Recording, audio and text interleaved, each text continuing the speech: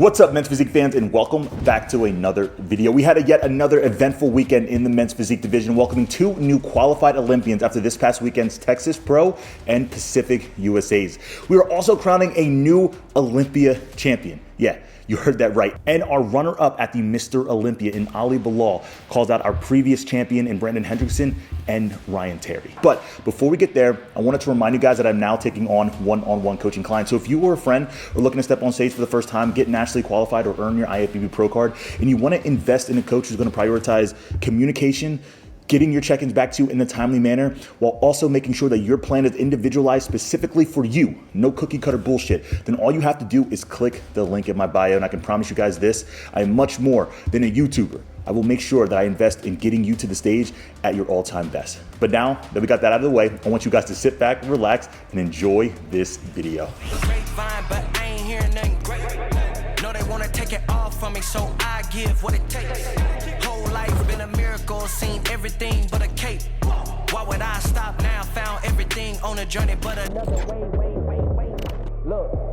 The top five at the Texas Pro consisted of two former Olympians, a rising star, and an athlete who has been knocking at the door to the Olympia. But let's quickly break down your top five finalists, starting off with your fifth place finisher in Dimitro Herberts. Dimitro bursted on the scenes back in 2023 after winning the NPC Nationals, which may have just been the most competitive national show of all time. Since then, he did his pro debut just last year here at Texas, where he placed third. And he looked absolutely insane and showed major improvements just from the year prior. And then fast forward another year, same difference. Continue to add general thickness, and his pop to his physique is probably better than anybody who actually beat him at this show. He was full, he was conditioned, he needs to continue to bring up the density through his back, but I'm telling you guys right now, I have a massive fan of Dimitro's physique, and this guy, you can't tell me that he's not made for the Olympia stage. Like, this physique is just one of a kind, absolutely insane, and now the fact that he's coached by Ariel Cutts with the track record that he has, I have utmost confidence that this man is going to be fully maximized and will likely step on the Olympia stage this year. This is one of those physiques that truly can expose a lot of people, and I'm excited to see what he does the rest of this season. And coming in at fourth place is none other than a former Classic Physique Pro, transitioned to Men's Physique. I believe this is only his second Men's Physique show, first one placing in the top five, and again, his second one placing in the top four. But nonetheless, Thomas Miller looked absolutely insane. You guys oftentimes hear me say the importance of controlling your variables, your fullness, your conditioning, and your posing, right? These are things that you can control going to the stage, and that's what he did, and it was enough to separate himself from the pack. But all I know is this: Thomas Miller might be limited genetically, but he's just one of those people you just don't want to stand next to, because he has a lot of density, he definitely has the conditioning, and again, he just takes up a lot of space on stage. But nonetheless, your fourth place finish, Thomas Miller. And brother, nice sport shorts. And I want you guys to stop me if you ever heard this one before, but coming in at third place is none other than Josh Guidry. Now, I have been a massive fan of Josh's physique for a long time, but if you truly asked me to judge his physique in the Men's Physique standards, at least last year, I would have said that he was too big, his posing is uncomfortable, and I just don't find a home for him. Or I don't see a home for him, better yet, in the Men's Physique division. But things shifted over the 2025 season.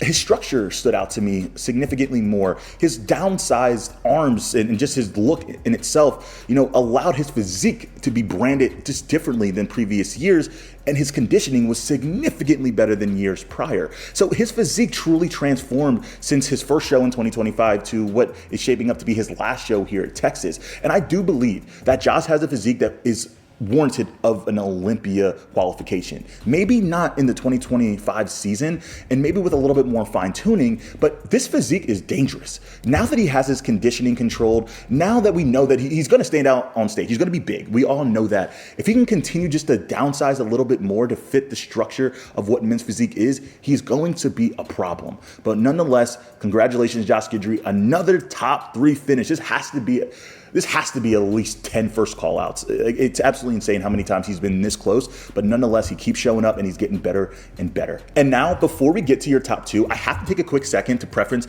this may have just been the most exciting head-to-head battle that we have seen all year in the 2025 season. Why? Because this was two physiques that were peaked damn near perfectly, that were just balanced from front to back, and that conditioning was just the calling card. You can clearly see the top two separated themselves from everybody else. But nonetheless, coming in at second place, your multi two-time Olympian and Mehdi Kabaj. This may have just been Mehdi's best package of all time. Why? Because not only was he conditioned, which he's known for, not only is he balanced from front to back, which he's known for, but this was the biggest version of Mehdi that I have ever seen. This was the most polished version of Mehdi that I've ever seen. And when I say polished, I mean things like his stand. I mean things like his presentation. I mean things like controlling your variables when on stage, hitting your front shot, staying in your front shot, being the first in, last out. You could tell that he was a veteran presence on stage. His physique looked absolutely insane. And this was also just the best version of Mehdi with all of the things I just talked about. It was just a level up compared to what he normally was. Mehdi's physique stood out to me in ways that I don't think a lot of people's physique stood out to me this season. Again, just overall polished, clean across the board. This could have truly went either way because the winner of the show also brought a package that the world has never seen. So now your two-time Olympian, two-time pro winner is none other than Barack Ozil. I had the opportunity to see Barack in person last year when he competed at the 2025 San Antonio Pro. And that's where he punched his ticket to his first ever Olympia. And back then, he had it. He had the conditioning. He had just, again, a polished look. He was balanced from front to back. He just needed more pop, more size. He killed everybody based off of the things that he could control, but there was some time that needed in order to fully maximize his potential. He took that time and presented it here at the Texas Pro because this was a light out look. Now, when it comes to the polish, you hear me talk about that with Mehdi. I think the only thing that Barack could have done better was the tan, right? His peak was perfectly fine. It was just the tan didn't allow him to stand out under the lights like it did for Mehdi. And I'm telling you guys, when it's a game of margins, because this was only separated by 1 point, it could have hurt him. But again, the one thing that I do think allowed him to separate himself was the detail through the obliques. Again, there's the difference between conditioning and detail. Barack brought insane detail, insane conditioning. He brought a significantly fuller package than he brought in the year prior. He was balanced from front to back. Again, one of those apples and oranges situations. I think the other thing that allowed him to stand out was just his posing. You know, he nailed a more traditional style of men's physique posing, which was, again, just a general comfort when you looked at him on stage. But again, these guys looked absolutely amazing. Barack preserved this win. He deserved to go back to the Olympia because he has a physique that can truly, truly expose a lot of people on stage. On the last episode, you heard me say Guillermo was one of the most underrated men's physique athletes in the division today. And fast forward, now we're calling him a two-time Olympian and the winner of the Pacific USA Championships. I don't know what it is about this show and Brazilians, but over the last 2 years, Brazilians have dominated here in San Diego, with last year's winner also being from Brazil. Guillermo did his thing. You know, there wasn't a lot of talent on paper going into this show, and with Guillermo being the only Olympian, you know, he was without a doubt the favorite going into it. But there's also opportunities where you might be the favorite, but you have guys like our second place finisher who has been in those conversations time and time again. He's just waiting for that one show to make a name for himself. But Guillermo, again, controlled what he needed to control. He brought an insane look. He was full. He brought his signature conditioning. He is just probably one of the best front shots in men's physique, and his back shot looked improved as well. So when you take a look at all of that, it's hard for a younger guy to kind of make that name for himself when you have a veteran who has all of those intangibles and they're all controlled. But nonetheless, Guillermo looked absolutely amazing, and congratulations, brother, you are going back to the Olympia. The Masters Olympia just wrapped up, and we have officially crowned a new 2025 Masters Olympia champion. But before we get there, I do want to take a quick second because I've noticed a shift here in the 2025 season, and it could just be because you have people like AJ Ellison after taking 6 years off and being 49 years old and bringing a look that I don't think any of us ever expected. It could be Andre Ferguson, you know, the winningest men's physique athlete of all time and who I think is the 5th greatest men's physique athlete of all time, competing in Masters. Then you have people like George Brown throwing his hat into the ring, and then people like Shaun T keeping things interesting. I just noticed that there was a much more attention this year, and it's for good reason, because Masters athletes, I can only imagine how difficult it is with not only what I'm sure is on their plate, you know, their bodies and themselves just aging, you know, like how hard it can be to commit to what this lifestyle requires, with also sometimes body fighting back against you and so on and so forth. Their physiques are truly one of a kind. And we have seen it in this season where these Masters athletes are kicking the young guys' asses at open shows. So I want to be very clear. These Masters guys might be a little older, but they are truly dangerous. But nonetheless, your winner of the 2025 Masters Olympia, and continuing adding to what is a legendary resume in Andre Ferguson. Andre Ferguson has the greatest resume in men's physique history. He has every major pro win outside of the Olympia. He has 3 Arnold Classic. He has 2 Olympia runner-up, arguably should have won at least one of those. And now, here at the Masters Olympia, not only does he defy the laws of aging, he brings the best package that he's brought in all year here in the 2025 season, and not to mention, he now adds that Olympia win to his belt. Now, granted, yes, it's a Masters win, it's not the Open, but it doesn't change the fact that he just added another major win to his belt. And I'm curious to know, like, where does the Masters Olympia fall in category? Like, where do you put that in his resume? Is it better than a Pittsburgh win? Is it better than a New York win? I'm actually curious to know what you guys think of that, but nonetheless, Andre Ferguson looked absolutely amazing. And I also want to give a quick shout out to AJ Ellison. This guy is 49 years old. He took 6 years off of competing and brings a package that truly just wowed everybody. I mean, I don't even know how to explain his physique. It's just continuously defying what we all think is possible, especially at that age. And he might be the oldest, youngest face I've ever seen in my life. Like, it doesn't make sense. If it wasn't for the gray,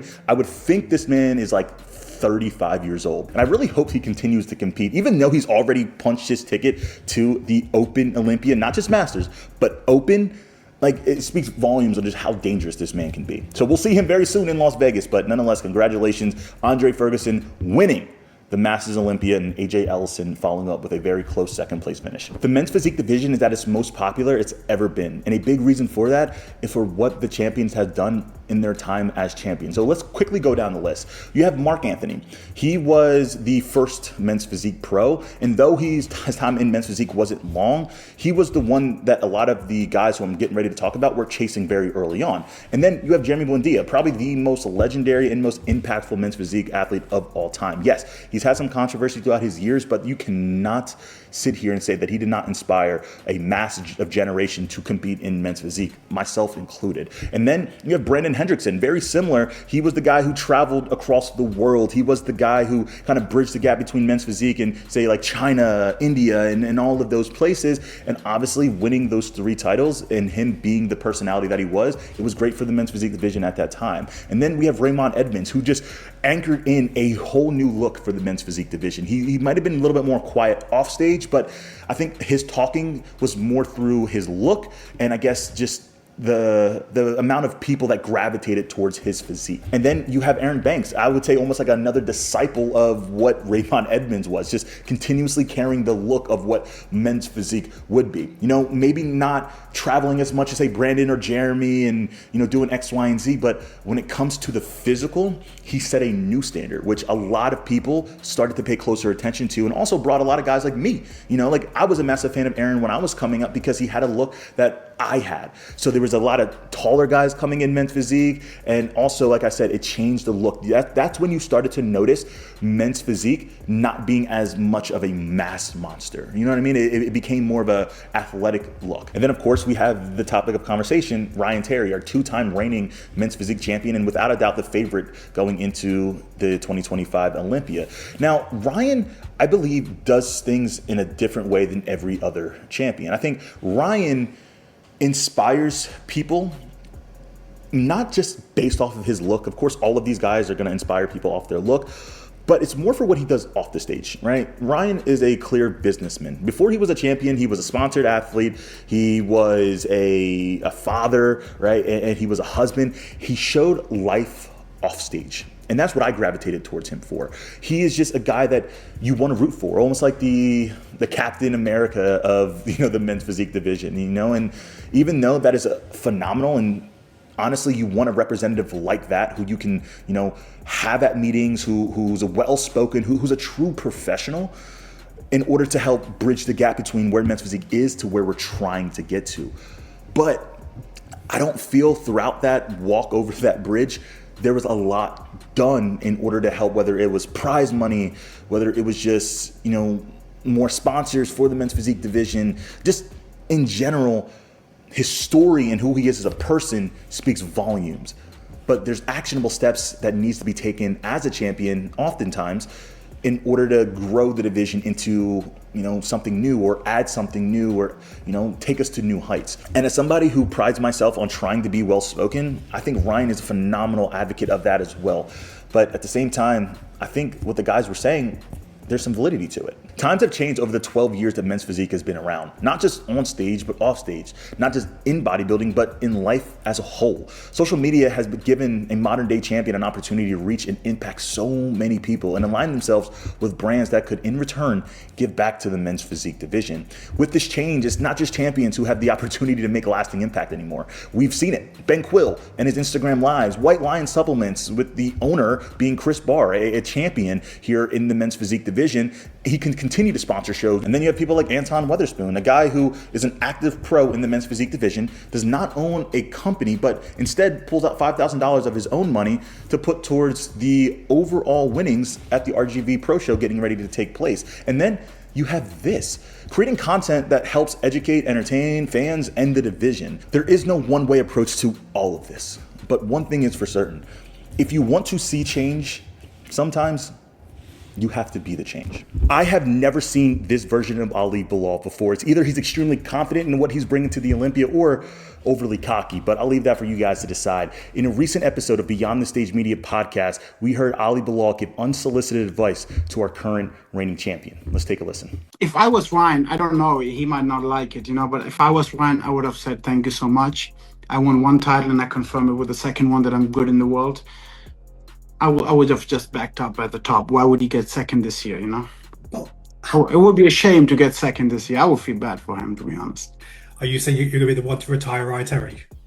Oh, of course, 100%. I hope he will retire after he loses. Ali Bilal has become the face of men's physique just behind our current champion in Ryan Terry. He has won the New York Pro, the Pittsburgh Pro, the Arnold Classic, and runner-up at the Mr. Olympia. So yeah, there's no doubt that he should feel confident about what he can do, but don't get it twisted. Ryan Terry is currently our reigning champion, and also he is the guy to beat. Ryan Terry beat Ali Bilal just last season when Ryan Terry wasn't at 100%, but at the same time, it sounds like Ali Bilal is more confident in the work that he's putting in and what he's projected to be come this Olympia. I'm gonna leave it up to you guys. I know there's a lot of shit talking sometimes, but I think this is fun. I think these guys truly are going to go head to head this year, and I don't know. I truly think it's up in the air. I don't think if Ryan Terry comes out at 100% that anybody could truly beat him at this current state. But at the same time, we have seen so much take place in the men's physique division and so many titles flip hands and people who shouldn't be beating Olympians do it. It's just been a crazy year within men's physique. So with me being there last year and seeing how close of a battle it was, I get where he's coming from. If you guys remember, just a few months ago, while we were leading into the Pittsburgh Pro and New York Pro, Brandon Hendrickson did a podcast with Jay Cutler, and then he did a YouTube video with Jeremy Buendia. And in both of those platforms, he talked about how he can expose Ali Bilal. And months later, we finally got a response from Ali. Let's hear what he has to say. So when Aaron beat the best, Brandon at the Olympia, he beat him at the Pittsburgh again, and I beat the best ever Aaron. So how is he gonna expose me? I don't understand. Maybe, I don't know. Maybe I have a different idea about it. People can't get over that there's a new person coming in and he's gonna win. It's very hard for them to accept that. I know that, it's a fact. They don't like me for that reason, because I say it out loud. I don't care about what they think. I know I'm gonna win. I know I'm better. So yeah, we'll see. We'll see at the Olympia. Just few weeks, We'll see who's gonna get exposed. I think a lot of people who are listening to the words that Ali is speaking and just kind of like the comfort that he's saying it in, you're gonna think he's instantly cocky.